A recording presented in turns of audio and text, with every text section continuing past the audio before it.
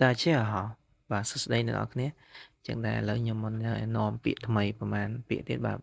ទៅដល់អ្នកនរគ្នាចឹងឥឡូវកុំឲ្យខាត់ពេលយូរសូមរៀនជាមួយខ្ញុំបាទដូចតទៅចឹងពាក្យទី1គឺយើងអានថាចូលមកចូលមកចូលមកបាទពាក្យថាចូលមកគឺយើងប្រែថាចុងសប្តាហ៍រៀបពាក្យបន្តមកទៀតគឺយើងអានថា星期六星期六星期六បាទយើងប្រែថាថ្ងៃសៅរ៍រៀបពាក្យបន្តមកទៀតគឺយើងអានថា星期天星期天星期天គឺយើងប្រែថាថ្ងៃអាទិត្យរៀបពាក្យបន្តមកទៀតគឺយើងអានថា放假放假放假គឺយើងប្រែថាឈប់សម្រាក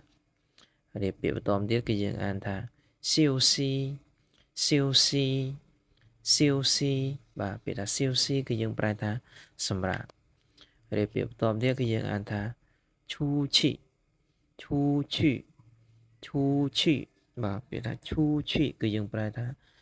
ចេញក្រៅឬចេញទៅបងប្អូនអរគ្នា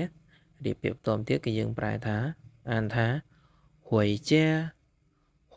家回家គឺយើងប្រែថាត្រឡប់ទៅផ្ទះរៀបពាក្យចុងក្រោយគេគឺយើងអានថា看电影看电影看电影បាទគឺយើងប្រែថាមើលកុនបាទអញ្ចឹងថ្ងៃហ្នឹងខ្ញុំមានពាក្យបណ្ដឹងដើម្បីចែកម្លែកអញ្ចឹងជួបគ្នានៅវីដេអូក្រោយជាបន្តទៀតបាទអរគុណ谢谢大家